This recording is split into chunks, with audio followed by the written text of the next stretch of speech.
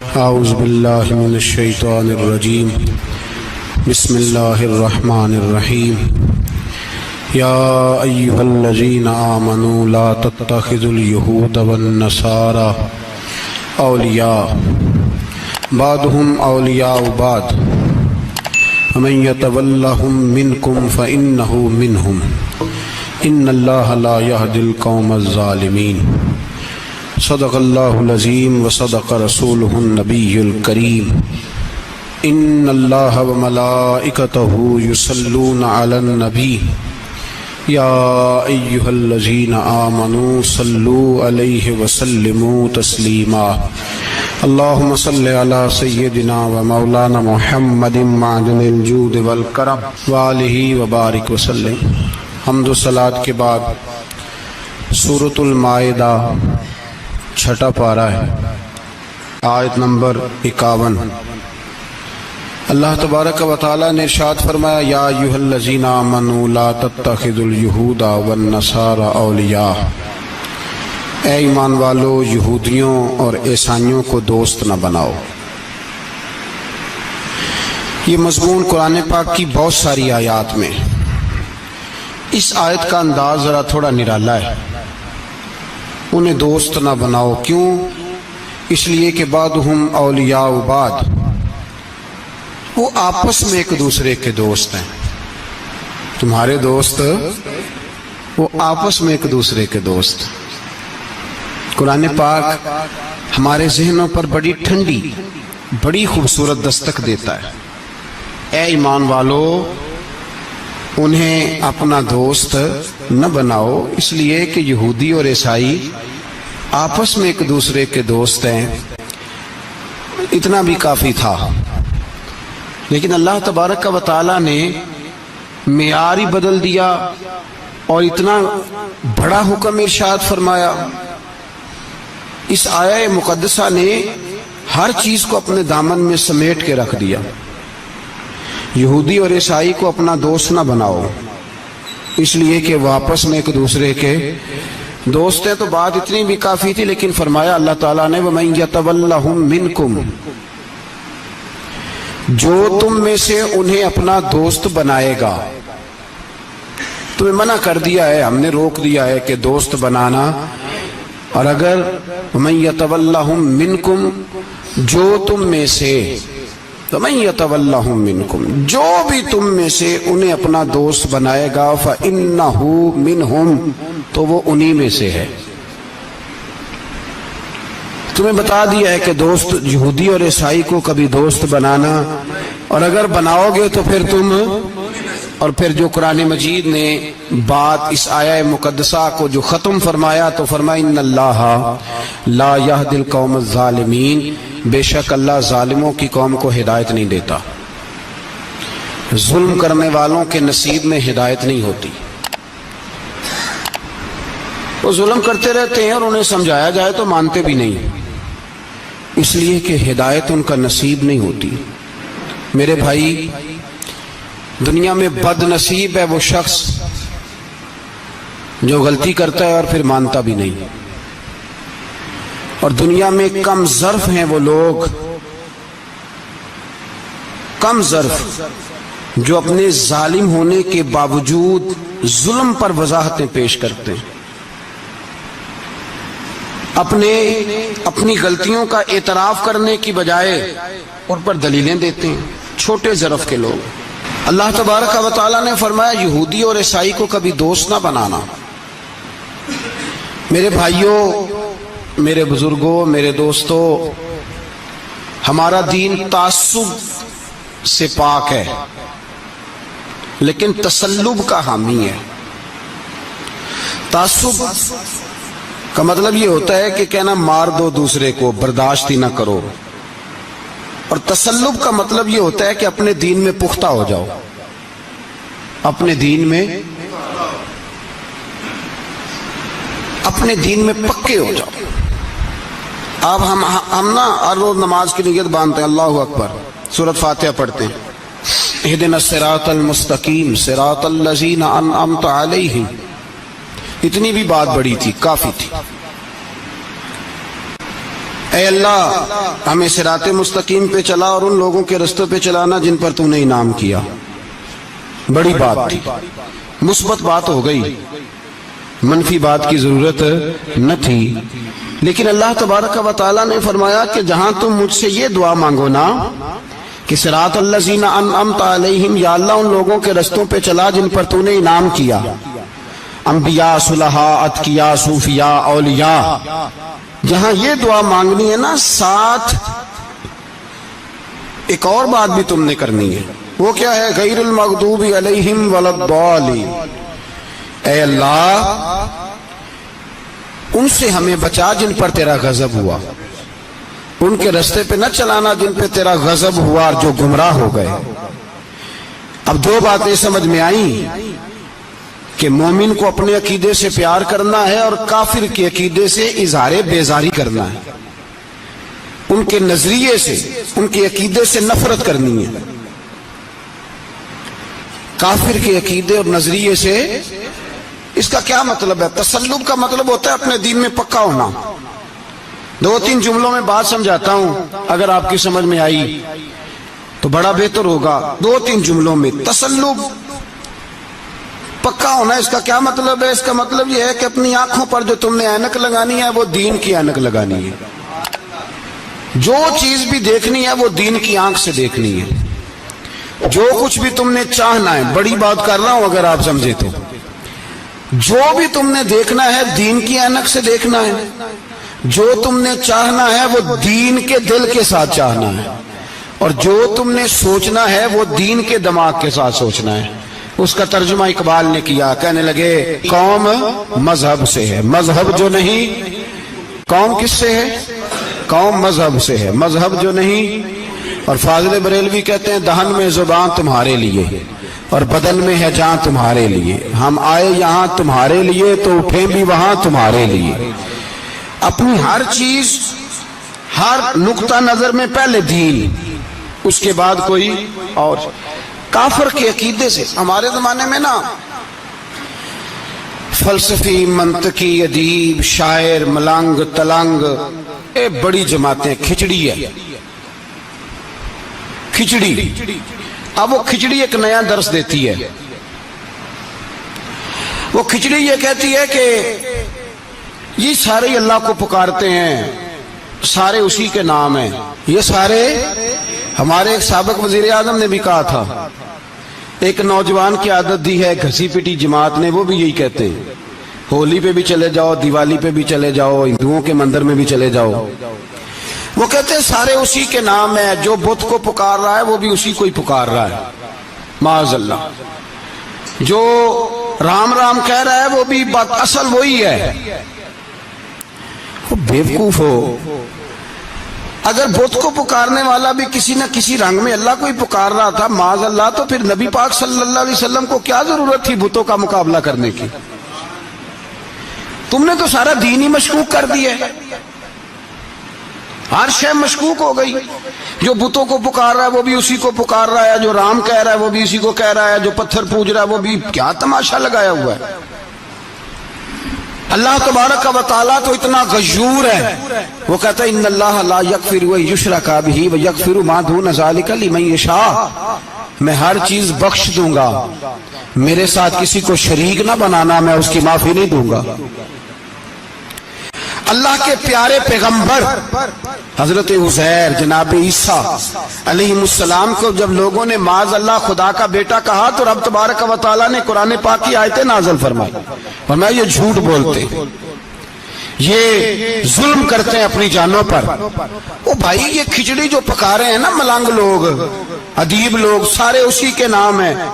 اس کا ایک ہی نام ہے، لا الہ الا اللہ، لا الہ الا اللہ، لا الہ الا اللہ.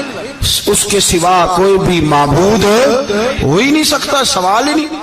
او خدا کے بندے، یہ فلسفہ. اور پھر ہم سیانے بڑے ہیں، ہمارے دلوں میں رحمت بڑی ہے، نرمی بڑی ہے. کافر کے حق میں، مشرک کے حق میں، سارے جی اسی کو پکارتے ہیں. تو زیادہ مہربانی کرنے والا ہے یا نبی پاک زیادہ رحمت للعالمین ہے؟ حضور نے تو فرمایا بت کے پجاری سے جہاد ہوگا تلوار کے ساتھ. पंडित और जोगी काटे जाएंगे तलवार के साथ। जो अल्लाह तबारक व तआला की तौहीद में किसी को शरीक करेगा, मुसलमान उसके खिलाफ उठेंगे। तू कह रहा सारे ही एक हैं। तसल्लब नहीं, दीन की पुख्तगी नहीं। हमारे यहाँ लोग मसला पूछते हैं, पाकिस्तान में जो ईसाई रहते हैं ना वो गरीब हैं, पाकिस्तान में जो ईसाई रहते हैं ना वो, और जो अमेरिका में रहते हैं, पाकिस्तान के अंदर जो लोग हैं ना वो मसला पूछते हैं, कहते हैं जी ईसाइयों के साथ खाना पीना जायज है। मैंने कहा अमेरिका में जब रहते हो तब क्यों नहीं पूछते? यहां तुम मसला पूछते हैं ना लोग, ईसाइयों के साथ खाना पीना जायज है कि न जायज, और वहां जब तुम्हें जरूरत होती है पासपोर्ट की तो ईसाई बीबी से निकाह कर लेते हो। और पूछो ना अपने मुल्क के सियासतदानों से, पूछो इनसे कि तुम्हारे बच्चे जो जाके वहां रोटियां खाते हैं तो कौन से होटल हैं जहां बिल्कुल जायज तुम्हारे लिए अलहदा से पकता है? वो जो तुमने वहां रिश्तेदारियां की हुई हैं, तुम्हारे बच्चे वहां रह रहे हैं तो वहां मसले नहीं याद। अगर एक गरीब नाली साफ करने वाला ईसाई आए तो उसके बारे में फतवा है कि इसके साथ रोटी नहीं खानी, और ट्रंप आ जाए तो फिर कोई मौलवी मसला नहीं पूछता कि इसके साथ खाना जायज है कि नाजायज है। हमारा वो जो कुफर के मामले में इजहार बेजारी था, नफरत काफर के अकीदे से, हम कभी नहीं कहते कि ईसाइयों के मंदिरों को आग लगा दो। कभी जुलूस लेके गए हैं कि मंदिर गिराना है? बोले उनका गिरजा कभी गिराया है? हिंदू का मंदिर, मरज़ई की इबादत गाह, अकलियत करार दे दिया, ठीक है, जहां ईसाई अलहदा से अपना काम कर रहे हैं तुम भी करो। लेकिन हम उनके अकीदे के कभी भी हामी नहीं हो सकते। अगर कहें कि ईसाई भी सही कह रहा है, हजरत मरियम को अल्लाह की बीवी कह रहा है, जनाब ईसा को अल्लाह का बेटा कह रहा है, और तू कहे सारे उसी के नाम है, तो ये बात तेरी दुरुस्त, इसलिए कि हम तो रोज कहते हैं कुल हुवल्लाहु अहद अल्लाहुस समद लम यलिद व लम यूलद, न किसी का बाप है न किसी का बेटा है, वलम यकुल लहू कुफुवन अहद, उसका तो कोई हमसारी नहीं, उस जैसा दूसरा कोई है ही नहीं। तो भाई जिस अकीदे का तो ऐलान कर रहा है, जो आदमी तेरे अकीदे के खिलाफ चल रहा है, उसको तूने सही कैसे कह दिया? ये कैसे हो? तो मेरे भाई इस्लाम ये कहता है कि असास, बुनियाद, नजरिया, तो अपने नजरिए पे नाज करेगा, दूसरे के नजरिए से इजहार बेजारी करेगा।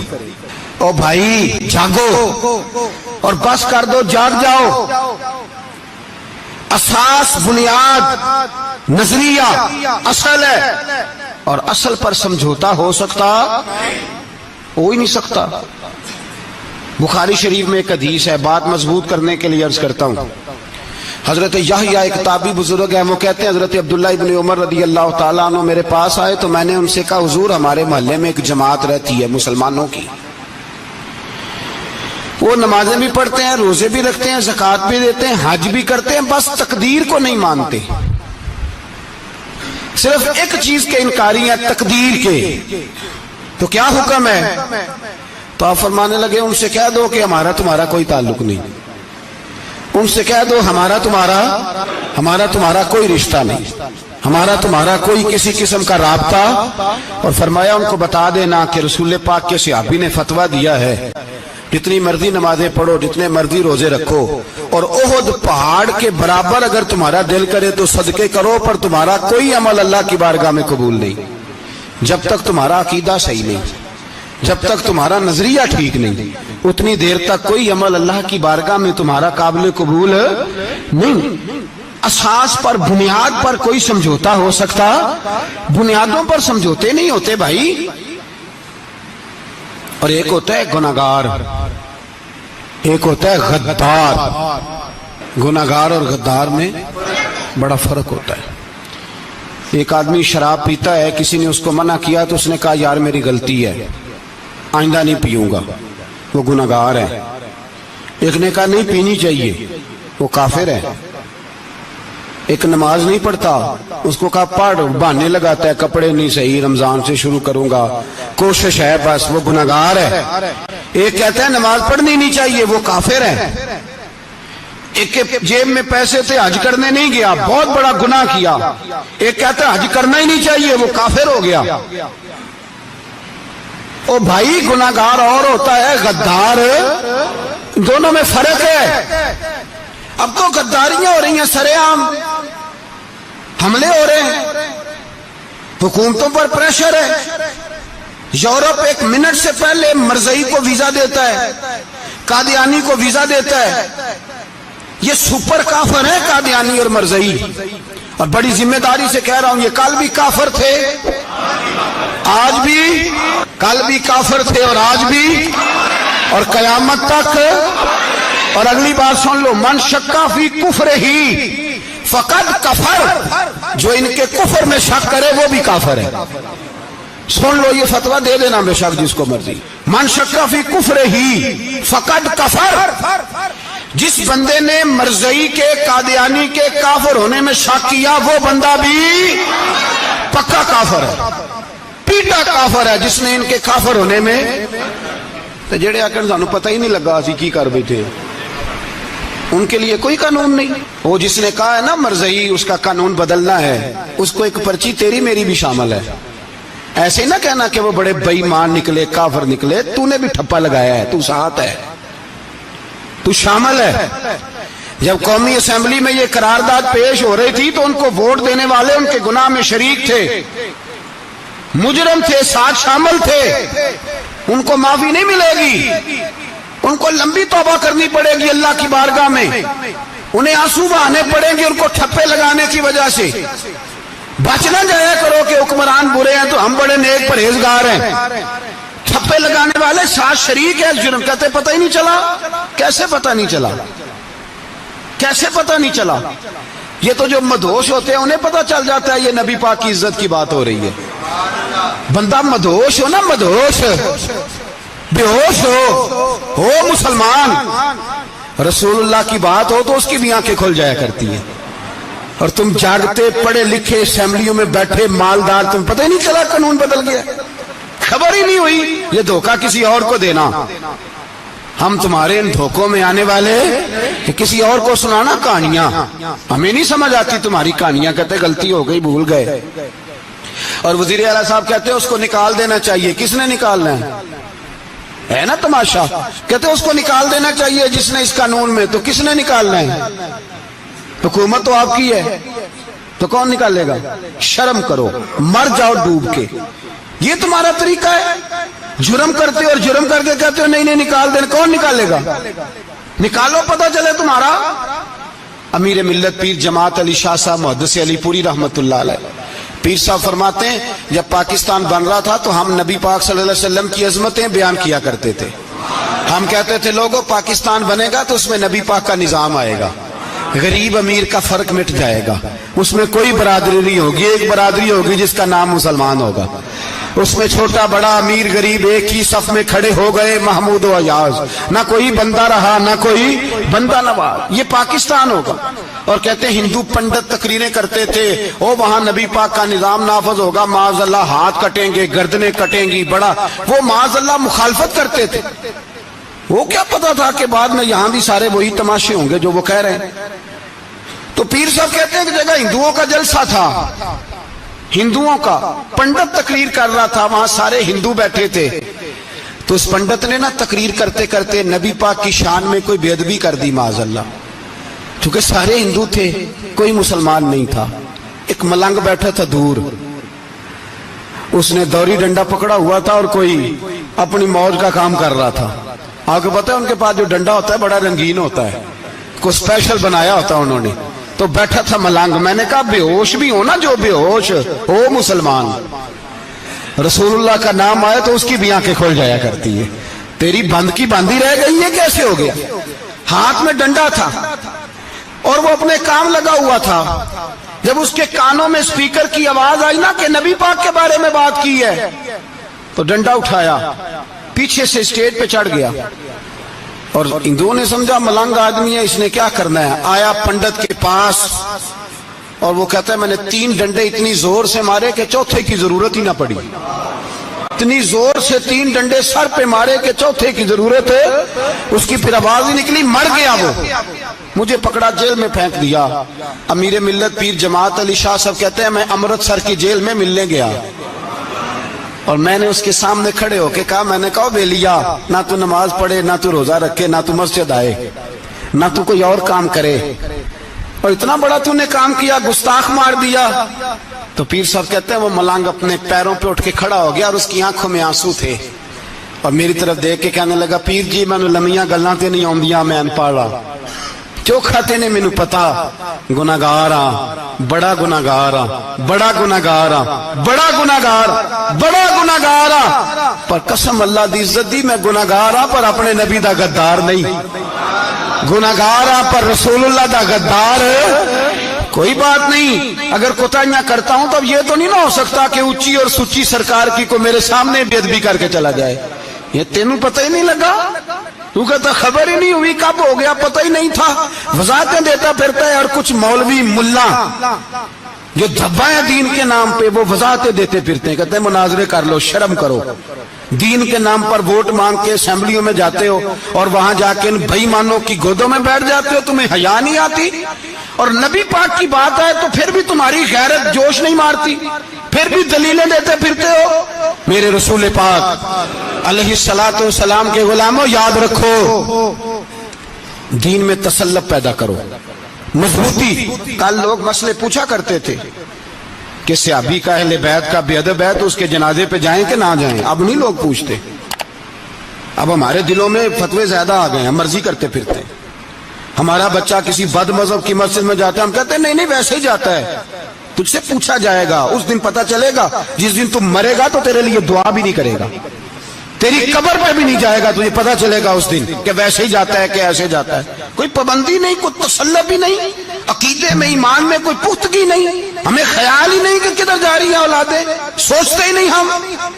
خیال ہونا چاہیے، سمجھ ہونی چاہیے۔ میرے رسول پاک علیہ الصلوۃ والسلام کے صحابہ میں تسلط تھا، تسلط۔ سگی اماں بھی اگر بے ایمان ہوتی تھی تو صحابہ قریب نہیں آنے دیتے تھے۔ حضرت اسماء بنت ابی بکر صدیق، ان کی ماں مشرکہ تھی، جناب صدیق اکبر کی ایک زوجہ حضرت ابو بکر نے طلاق دے دی، کچھ عرصے کے بعد وہ اپنی بیٹی کو ملنے آئی، ماں بیٹی سے ملنے آئی تو حضرت اسماء بنت ابو بکر کو پیغام بھیجا، کہا بیٹے میں تجھے ملنا چاہتی ہوں۔ تو کہا اماں ذرا ٹھہر جا، پہلے میں اپنے نبی سے پوچھ لوں، پہلے اپنے ماں بعد میں ہے، نبی پہلے ہے۔ پہلے حضرت اسماء حضور کی بارگاہ میں گئی، یا رسول اللہ میری اماں ملنا چاہتی ہے، اور مشرکہ ہے، حکم کیا ہے؟ فرمایا تو ماں کی حیثیت سے مل سکتی ہے۔ انہوں نے تو سگے ماں باپ سے ناطے توڑ لیے، سگے رشتہ داروں سے، اور تو ان سے دوستیاں ختم نہیں کر سکتا، تیرا تعلق بھی نہیں، سارے اسی کو پکارتے ہیں، سارے ایک ہی ہیں۔ یہ تماشے کسی اور کو دکھانا، یہاں رسول اللہ کے غلام بستے ہیں۔ ہمارا عقیدہ بڑا پختہ ہے، بڑا پختہ، بڑے پختہ نظریات کے لوگ اللہ نے اس دھرتی کو عطا فرمائے، اس زمین نے بڑے کامل مومن پیدا کیے۔ بھائی یاد رکھو، رسول پاک علیہ الصلوۃ والسلام کے غلاموں میں اپنے دین کے لیے تسلط تھا، پختگی تھی، کفر سے بیزار رہتے تھے۔ اگر سب کو ایک میں ایک ہی کرنا تھا تو پھر اتنی لمبی چوڑی جدوجہد، امیر حمزہ کا کلیجہ نکل گیا، کان کٹ گئے، سب کچھ ہو گیا، اور آج تم ان شہیدوں کی لاشوں پہ کھڑے ہو کے کہتے ہو کہ یہ تو ایسے ہی کٹ گئے۔ مذاق ہے یہ؟ کوئی مذاق ہے؟ اصل بات بتاؤں آپ کو کیا ہے؟ دین مفت میں ملا ہے، اور جو شے مفت مل جاتی ہے اس کی قدر نہیں ہوتی قدر۔ دین نبی دا ایک ہی جانن دنیا دار کمینے، دین نبی دا جانن والے سونگے وچ مدینے۔ تجھے کیا پتا، تجھے کیا خبر اس دین کی؟ تجھے خبر ہی نہیں میرے رسول پاک کا پسینہ کتنا بہا ہے۔ کبھی تیرا پھیرا لگے تو احد کے پہاڑ سے جا کے پوچھنا نبی پاک کا خون کتنا بہا ہے۔ کبھی ٹائم ملے نا ملک شام جا اور حضرت بلال کی قبر پہ کھڑے ہو کے پوچھ دین کتنا قیمتی ہے، اور پھر اس سے زیادہ بات پوچھنی ہو نا کبھی تو مدائن جا، حضرت سلمان فارسی کے مزار کے پاس ان سے پوچھ دین کی قیمت کتنی ہے۔ وہ تجھے بتائیں گے کہ کئی 100 سال لگ گئے نبی پاک کے قدموں میں پہنچنے تک. 100 سال، کئی 100 سال. اور اگر پھر بھی تجھے تسلی نہ ہو تو جنت البقیع میں جا اور سیدہ طیبہ طاہرہ حضرت فاطمہ الزہرا سے پوچھ، ان سے پوچھ بی بی اس دین کی قدر کیا ہے. وہ تجھے بتائیں گی کہ جب دین کے چہرے پہ سرخ رنگ بھرنا تھا تو میں نے حسین کا خون دے کے بھرا. وہ تجھے بتائیں گی کہ اس دین کو جب پینٹ کرنا تھا تو میں نے جناب علی اصغر کے بازوؤں کے ساتھ مصوری کی ہے. اس کو آسان سمجھ رکھا ہے لوگوں نے، آسان سمجھ رکھا ہے. کہا تم کٹ گئے. اور آج اٹھنے والا صوفی اور درویش کہتا ہے سارے ایک ہی ہیں، سارے اسی کو مانتے ہیں. جس سیاستدان کا دل کرتا ہے وہ جا کے مندروں میں پوجا کر آتا ہے، جس کا دل کرتا ہے وہ جا کے ہندوؤں کی ہولی اور دیوالی میں شریک ہو جاتا ہے. سب ایک ہی ہیں. اگر ایک ہی تھے تو حسین کا علی اصغر کیوں شہید ہوا؟ اگر سب ایک ہی تھے تو جناب علی اکبر کیوں شہید ہوئے؟ سارے ایک ہی تھے تو پھر ٹھیک ہے، مست رہنا چاہیے تھا. یہ مذاق ہے اتنی قربانیاں؟ شرم ہی نہیں آتی بات کرتے ہوئے؟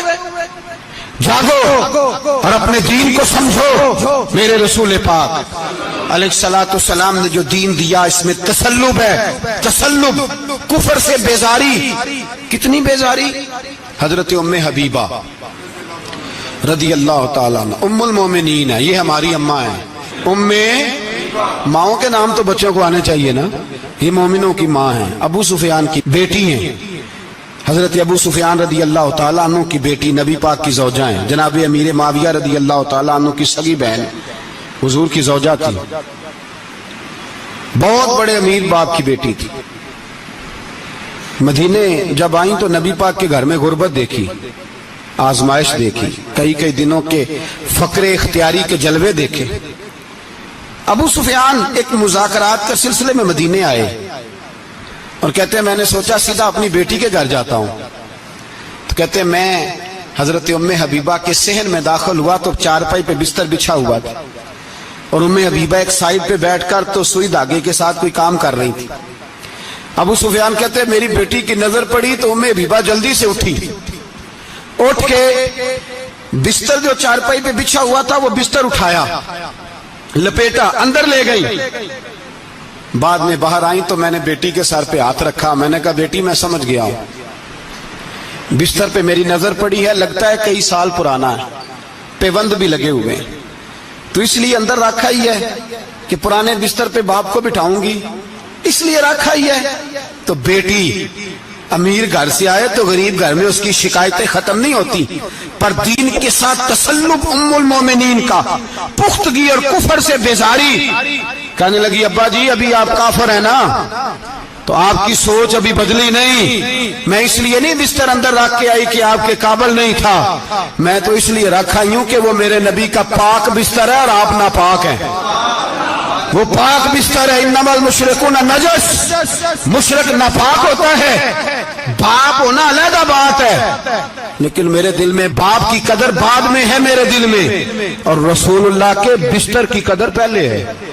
رسول اللہ کی نہیں، رسول اللہ کے بستر کی قدر ہے کہ باپ بیٹھ نہ جائے. اتنی نفرت مشرک سے، اتنا اظہار، وہ باپ بھی ہو تو اتنی نفرت. لوگوں نے پیچے ڈالے ہوئے پیار کے، محبت کی پینگیں چڑھا رہے ہیں اور سارے یہ کہیں گے سب صحیح ہے. اور ہمارے دلوں میں نرمی، ہمارا اپنا جوان باہر جاتا ہے، وہ یہ نہیں دیکھتا کہ میں جس سے شادی کرنے لگا ہوں نیشنلٹی زیادہ ضروری ہے کہ ایمان، پیسے زیادہ ضروری کہ ایمان، دین زیادہ ضروری کہ دولت.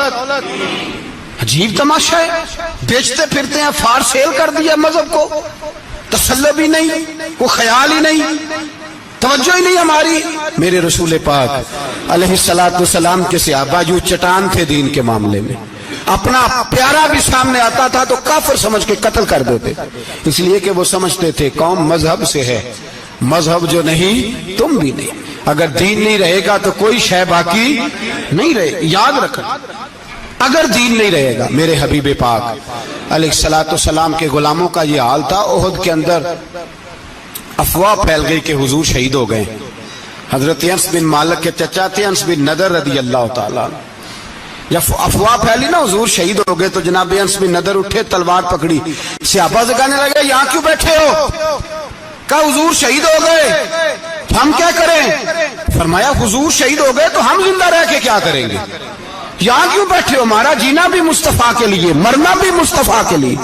اگر حضور علیہ السلام وصال کر گئے تو اٹھو، ان بے ایمانوں سے لڑتے ہیں جنہوں نے مصطفیٰ کو شہید کیا ہے، اٹھو۔ حضرت انس بن نضر میدان میں نکلے، اس طرح لڑے کہ صحابہ کہتے ہیں نہ زخموں کی پرواہ، تیر برستے رہے پرواہ کوئی نہیں، تلواریں چلتی رہی پرواہ کوئی نہیں، ان کے وجود پر نیزوں کے زخم آتے رہے پرواہ کوئی نہیں۔ حضرت انس بن نضر اتنا لڑے کہ شہید ہو گئے، اور جب شہادت کے بعد ان کی لاش دیکھی تو 80 زخم نظر آئے، تلواروں کے، نیزوں کے 80 زخم۔ حضور کے لیے ان لوگوں نے جانیں دے دی، پرواہ ہی نہیں کی۔ یہاں اس مسئلے کو ہمارے ہاں لوگ سمجھتے ہی نہیں۔ ختم نبوت کا مسئلہ بڑا حساس مسئلہ ہے۔ ما کان محمد ابا احد من رجالکم ولکن رسول اللہ وخاتم النبیین۔ ہم ختم بھی پڑھے نا کسی کا تو اس میں بھی ختم نبوت والی آیت پڑھتے ہیں، اس لیے کہ یہ بنیادی مسئلہ ہے۔ ہم لوگوں کو بتاتے ہیں کہ جو مرنے والا گیا ہے نا دنیا سے، وہ نبی پاک کی ختم نبوت کا اعلان کرتا ہوا گیا ہے۔ ہم لوگوں کو یہ بات بتلاتے ہیں، میرے حبیب پاک علیہ السلام کی 150 کے قریب حدیثیں ہیں کہ میں آخری نبی ہوں، میرے بعد کوئی نبی نہیں ہے۔ 150 کے قریب حدیثوں میں حضور نے ارشاد فرمایا، جگہ جگہ محبوب پاک نے وضاحت فرمائی کہ میں آخری نبی ہوں، میرے بعد کوئی نبی ہو سکتا وضاحت۔ اور ہمارے علماء نے لکھا ہے جو دعویٰ کرے کہ میں نبی ہوں، اور جس بندے نے اس سے یہ کہا کہ چل کوئی دلیل دکھا، وہ بھی کافر ہو گیا، وہ بھی کافر۔ کیوں تو نے یہ سوال کیا؟ یہ حساس نوعیت کا مسئلہ ہے۔ میرے رسول پاک علیہ السلام کے غلاموں نے ایک پیغام دیا ہے ہمیں، اس پیغام کو یاد رکھنا۔ حضرت سعد بن ربیع رضی اللہ تعالیٰ عنہ کو احد کے میدان میں اتنے زخم لگے کہ اٹھا نہیں جاتا تھا۔ نبی پاک صلی اللہ علیہ وسلم نے فرمایا جاؤ کو میرے سعد بن ربیع کا پتہ کرو وہ کہاں ہے۔ صحابہ آئے تو فرماتے ہیں جب ہم ان کے پاس پہنچے تو ان کی روح پرواز کر رہی تھی، آخری لفظ انہوں نے ادا کیے، کہنے لگے ادھر آؤ صحابہ، ادھر آؤ، میری وصیت سن لو۔ ہم قریب گئے، ہم نے کہا شاید بچوں کے بارے میں، اولاد کے بارے میں، گھر کے بارے میں کوئی وصیت کریں گے۔ تو حضرت سعد بن ربیع نے وصیت فرمائی، کہنے لگے جا کے نبی پاک کے غلاموں کو میرا پیغام دے دینا، جا کے امت مسلمہ کو میرا پیغام دے دینا کہ مسلمانوں اگر تم میں سے ایک بھی زندہ ہوا اور نبی پاک کی ناموس پر کوئی حرف آیا تو پھر اللہ کی بارگاہ میں تمہارا کوئی عذر قبول نہیں کیا جائے گا۔ یہ میدان احد میں سر سے لے کر پاؤں تک زخم لگے ہوئے ایک صحابی کا پیغام ہے امت مسلمہ کے نام۔ حضرت سعد بن ربیع رضی اللہ تعالیٰ عنہ فرمانے لگے میں مرتے وقت مسلمانوں کو پیغام دے کے جا رہا ہوں کہ اگر حضور کی عزت پر، ناموس پر، نبی پاک صلی اللہ علیہ وسلم کی ذات پر ذرا سا بھی حرف آیا اور مسلمان زندہ ہوئے، اور پھر اگر وہ سمجھیں کہ ہمیں اللہ کی بارگاہ سے معافی مل جائے گی، تو یاد رکھنا رب ہر بات معاف کرے گا، اس بات میں تمہیں اللہ معافی، اس میں تمہیں یہ پیغام دیا سعد بن ربیع نے، اور امت کو سمجھایا کہ ہر بات میں کمپرومائز کر لینا، رسول اللہ کی ذات کے بارے میں کمپرومائز نہ کرنا۔ جب سے مرزائیوں کو ان سپر کافروں کو اقلیت قرار دیا گیا ہے، اس کے بعد کسی مرزائی کی عبادت گاہ جلائی ہے مسلمانوں نے؟ بولے کبھی کسی مرزائی کے ساتھ مسلمانوں نے کوئی ظلم کیا ہے بعد میں؟ ٹھیک ہے اپنی عبادت کر رہے ہیں جس طرح بھی کر رہے ہیں، باقی اقلیتیں بھی رہیں۔ کبھی دوبارہ علماء نے یہ تحریک چلائی ہے کہ انہیں پاکستان سے نکالو، یہ کیوں بستے ہیں یہاں؟ اقلیت ہے تو رہنے دو۔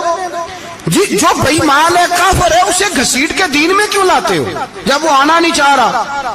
انہوں نے اس کانے بے ایمان کو نبی مانا ہوا ہے، وہ اس کو پیغمبر مانتے ہیں، کبھی ذلی نبی مانتے ہیں، کبھی بروزی نبی مانتے ہیں، پوری دنیا میں نیٹ ورک بنایا ہوا ہے، ہر جگہ ڈنڈورا پیٹتے پھرتے ہیں۔ وہ کہتے ہیں خاتم النبیین کا معنی یہ ہے کہ نبی پاک تو مورے لگانے آئے ہیں، بڑے نبی آ سکتے ہیں۔ ان کا عقیدہ یہ ہے کہ مرزا مستقل نبی نہیں تھا، وہ حضور کا سایہ بن کے آیا تھا۔ وہ معاذ اللہ جس نبی کا اللہ پاک نے ظاہری حیات میں سایہ نہیں بنایا، یہ کانا سایہ بنے گا نبی پاک کا؟ کہ اس بے ایمان کو وہ اپنا پیشوا مانتے ہیں. چلو چھوڑو، جو کافر کو اپنا پیشوا مانے وہ بندہ صحیح ہوتا ہے. چلو نبی نہ بھی مانے، پیشوا مانے، وہ صحیح ہوتا ہے. اتنے پکے بے ایمانوں اور کافروں کو تم لوگوں نے گنجائش دینے کے لیے صرف مغربی یہ جو بنانا چاہتے ہیں نا، یہ اپنے اوپر سے لیبل اتارنا چاہتے ہیں کہ نہیں جی نہیں، ہم تو سب کو لے کے، وہ تو کئی دفعہ کہہ چکے ہیں جی سارے اسی کو پکارتے ہیں. نہ، سارے اسی کو نہیں پکارتے. اس کو اگر صحیح پکارتے ہیں تو مسلمان پکارتے ہیں، باقی اس کو صحیح پکارتے کہ جھوٹ بولتے ہیں، ملاوٹ کرتے ہیں، شرک کرتے ہیں، کفر کرتے ہیں. اور اللہ کی بارگاہ میں کفر و شرک کی کوئی معافی. یہ دنیا کو بتانا چاہتے ہیں نہیں جی نہیں، ہم بڑے نرم ہیں، ہم بڑے ایسے ہیں. ہم کوئی نرم نہیں، کوئی نرم نہیں. ہم نرم ہیں رحماء بینہم. لیکن اگر عقیدوں کو چھیڑو گے، رسول اللہ کی عزت اور ناموس اور ختم نبوت کو چھیڑو گے، تو اقبال کہتے ہیں ہم بڑے نرم ہیں. اتنے نرم ہیں جیسے ریشم ہوتا ہے، وہ ہلکا ہے یاراں تو بریشم کی طرح نرم، اور رزم حق کو باطل ہو تو فولاد ہے مومن. پھر ہم نرم نہیں، پھر ہمارے اندر بڑی سختی ہے، بڑی سختی. حضرت ابوبکر صدیق سب سے زیادہ نرم تھے، پر ختم نبوت کا معاملہ آیا تو سب سے زیادہ سخت حضرت ابوبکر صدیق ثابت ہوئے. سب سے زیادہ ہم بڑے سخت ہیں، بڑے سخت. چیک نہ کیا کرو مسلمانوں کے ایمان کو، ٹٹولا نہ کرو. میری آپ سے بھی اپیل ہے کہ ایسے ہی کو بندہ اگر آپ کے گھر آ جائے نا اور آ کے کہے میں فلاں صاحب ہوں، تو روب میں نہ آیا کرو. اس سے پہلے پوچھا کرو یوں تو سید بھی ہو، مرزا بھی ہو، افغان بھی ہو، تم سبھی کچھ ہو، بتاؤ کہ مسلمان بھی ہو. بس کر دیں، اب بس کر دیں. ان لوگوں کے ہاتھ مضبوط کر دیں جو ہاتھ بڑھاتے ہیں تو نبی پاک کی ختم نبوت پہ ہی ڈال لیتے. ان کے ہاتھ مضبوط کرنے بند کرو، بند کرو ان ظالموں کے ہاتھ مضبوط کرنے. حضور آخری نبی ہیں.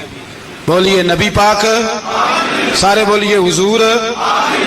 حضور کے بعد جو کسی اور کو نبی مانے وہ کل بھی کافر تھا، آج بھی، قیامت تک. وہ جو اس کے کفر میں شک کرے وہ بھی، جو مرزائی قادیانی کے کفر میں شک کرے وہ بھی کافر ہے. مر جائے تو مسلمانوں کے اس قبرستان میں اس کا دفن ہونا جائز ہے، مسلمان کا اس کے لیے تعزیت کرنا جائز ہے، مسلمان کا اس کے دل اس کے حق میں نرمی پیدا کرنا جائز ہے. نہیں، مسلمان کا اس شخص کے بارے میں کسی قسم کی گنجائش دینا جائز ہے. کل بھی کافر تھے، آج بھی کافر ہیں، قیامت تک کافر رہیں گے. مسلمان وہ رہے گا جو کہے گا کہ نبی کی ہر شان کو ہم مانتے ہیں.